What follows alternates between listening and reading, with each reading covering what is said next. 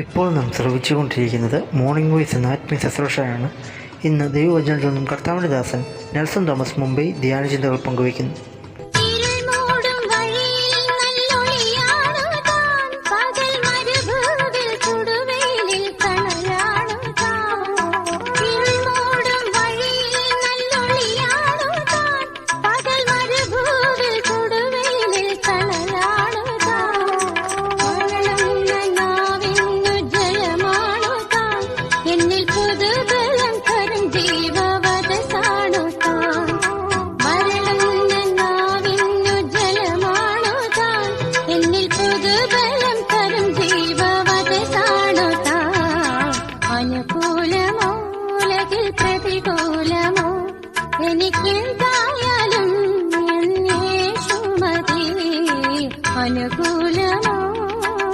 ദൈവനാമം വാഴ്ത്തപ്പെടുമാറാകട്ടെ. അല്പസമയത്തെ ധ്യാനത്തിനായി 1 കൊരിന്ത്യർ 1-ാം അധ്യായം അതിൻ്റെ 6-ാം വാക്യം വായിക്കാം. അവനിൽ നിങ്ങൾ സകലത്തിലും, വിശേഷാൽ സകല വചനത്തിലും സകല പരിജ്ഞാനത്തിലും സമ്പന്നരായി തീർന്നു.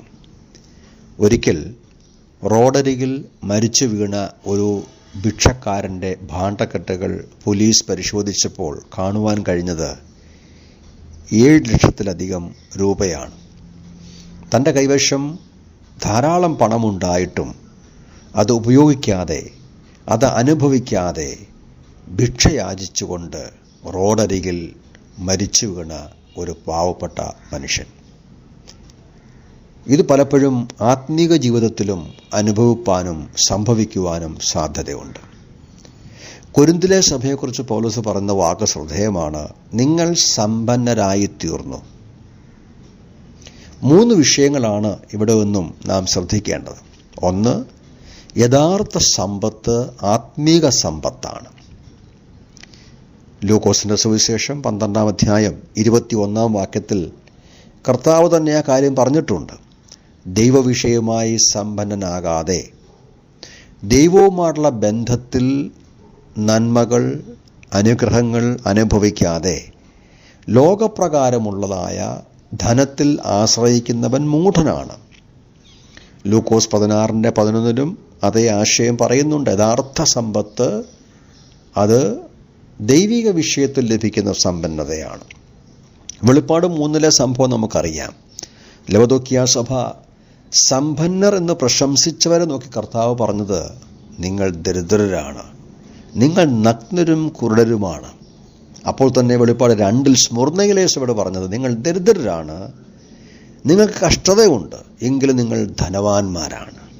പ്രിയപ്പെട്ടവരെ, ആത്മീകമായ സമ്പത്ത്, നമുക്ക് ലഭിക്കുന്ന ആത്മരക്ഷ, ദൈവകൃപ, അതിൻ്റെ അനുഭവം, ദൈവിക സമാധാനം, ദൈവിക സന്തോഷം, സ്നേഹം, ദയ, ആത്മാവിൻ്റെ ഫലങ്ങൾ, സ്വർഗത്തിലെ അനുഗ്രഹങ്ങൾ, ഇതാണ് ആത്മീക സമ്പത്ത്. ഇതാണ് യഥാർത്ഥ സമ്പത്ത്.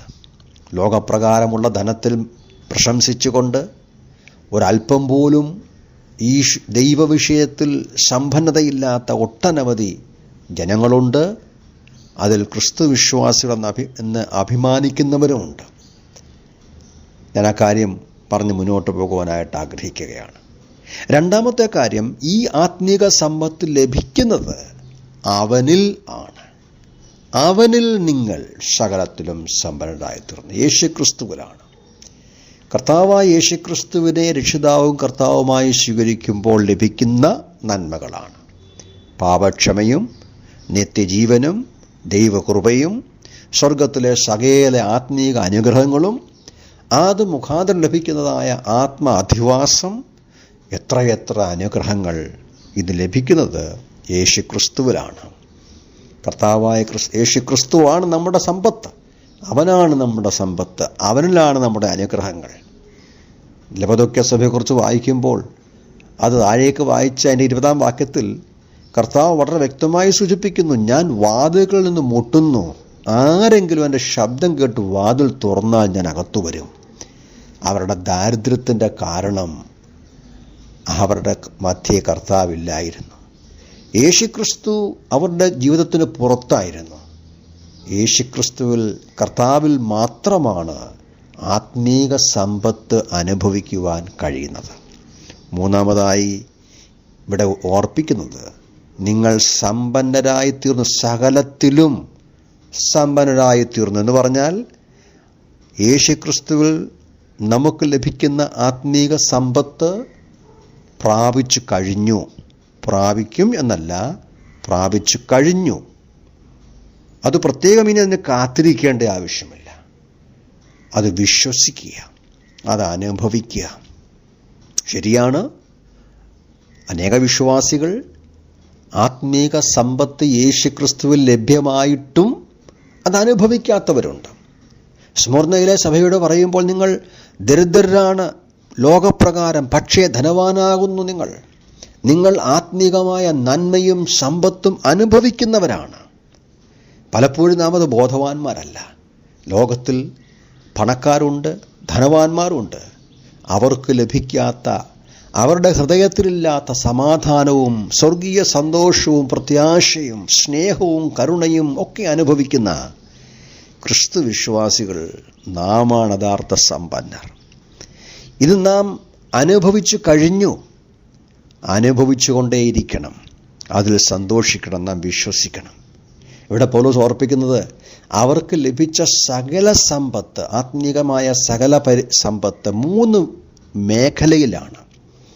സകല പരിജ്ഞാനത്തിലും സമ്പന്നരായി തീർന്നു, സകല വചനത്തിലും സമ്പന്നരായി തീർന്നു, സകല കൃപാവരത്തിലും സമ്പന്നരായി തീർന്നു. വളരെ ഗഹനമായി ചിന്തിക്കേണ്ട 3 കാര്യമാണത്. ഒന്ന്, സകല പരിജ്ഞാനം. ദൈവഹൃദയത്തിൽ ദൈവത്തിൻ്റെ മനസ്സ് അറിയാനുള്ള ഭാഗ്യം യേശുക്രിസ്തുവിൽ നമുക്ക് കർത്താവ് നൽകി. നമ്മെക്കുറിച്ചുള്ള ദൈവത്തിൻ്റെ ഇഷ്ടം, ലോകത്തെക്കുറിച്ചുള്ള ദൈവിക പരിപാടികൾ, അങ്ങനെ എത്രയെത്ര വിലപ്പെട്ട ആത്മീക സത്യങ്ങൾ അനേകർക്ക് മനസ്സിലാകാതെ ഇരിക്കുമ്പോൾ നമ്മുടെ കണ്ണുകളെ തുറന്ന് നമ്മെ ബോധ്യപ്പെടുത്തി, അതൊരു വലിയ അനുഗ്രഹമാണ്.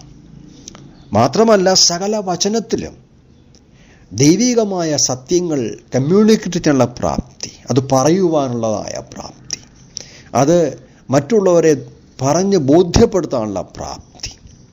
മാത്രമല്ല, 3ാമത്തെ മേഖലയാണ് കൃപാവരം. ഒരു കൃപാവരത്തിലും കുറവില്ലാത്ത ഒരു സ്ഥലം സഭ. ദൈവജനത്തിൻ്റെ വലിയ സൗഭാഗ്യമാണത്. യേശുക്രിസ്തുവിൽ ലഭിക്കുന്ന ദൈവത്തിൻ്റെ പരിശുദ്ധാത്മ സഹായത്താൽ ലഭിക്കുന്ന ദൈവികമായ കൃപാവരങ്ങൾ, ദൈവജനത്തിൻ്റെ ശുശ്രൂഷയ്ക്ക് വേണ്ടി ലഭിക്കുന്ന പ്രത്യേകമായ പ്രാപ്തികൾ. അപ്പോസ്തലനായ പൗത്രോസ് പറയുന്നു, ഈ വിവിധങ്ങളായ കൃപാവരങ്ങൾ കൊണ്ട് അന്യോന്യം ശുശ്രൂഷിച്ചു കൊള്ളുവീൻ. 3 മേഖലയിൽ കൊരിന്തിലെ വിശ്വാസികൾ സകലത്തിലും സമ്പന്നരായിത്തീർന്നു. ഇന്ന് രാവിലെ എന്നെ കേൾക്കുന്ന പ്രിയ വിശ്വാസിയെ, നമ്മുടെ ആത്മീക സമ്പത്തിൻ്റെ ബോധ്യം നമുക്കുണ്ടോ? നമ്മൾ കർത്താവ് യേശുക്രിസ്തുവിൽ നമുക്ക് ലഭിച്ചിരിക്കുന്ന സ്വർഗത്തിലെ സകല നന്മകളെക്കുറിച്ചുള്ള ബോധ്യം നമുക്ക് വേണം. അത് ദൈവത്തിൻ്റെ വചനത്തിൽ വായിച്ച് പഠിച്ച് മനസ്സിലാക്കി അനുഭവിക്കണം. അതിനെ ഉപയോഗിക്കണം. അതിനെ കർത്താവിനെ മഹത്വപ്പെടുത്തണം. അതിനേറ്റവും അത്യാവശ്യമായ കാര്യം നമ്മുടെ ആത്മീക ദാരിദ്ര്യത്തിൻ്റെ ബോധ്യമാണ്. അതാണ് കർത്താവ് പറഞ്ഞത്, ആത്മാവിൽ ദരിദ്രരായവർ ഭാഗ്യവാന്മാർ. എൻ്റെ ജീവിതത്തിൽ കർത്താവേ, ഞാൻ നിന്നെ കൂടുതൽ അറിയണം. നിൻ്റെ കൃപ, നിൻ്റെ സ്നേഹം, നിൻ്റെ ദയ, നിൻ്റെ സ്വഭാവം, നിൻ്റെ ഗുണങ്ങൾ എന്നിൽ കൂടുതൽ ലഭിക്കണമെന്നുള്ള ആ ഒരു ആത്മീക വാഞ്ച നമുക്കുണ്ടാകണം. നമ്മുടെ യഥാർത്ഥമായ ആത്മീക പാപ്പരത്വത്തിൻ്റെ ബോധ്യം നമുക്കുണ്ടാകണം. അത് നാം ഏറ്റുപറയുമ്പോൾ, അത് നാം സമ്മതിക്കുമ്പോൾ, നമ്മുടെ കർത്താവിൽ നമുക്ക് ലഭിക്കുന്ന ആത്മീക സമ്പത്ത്, അതാണ് യഥാർത്ഥ സമ്പത്ത്.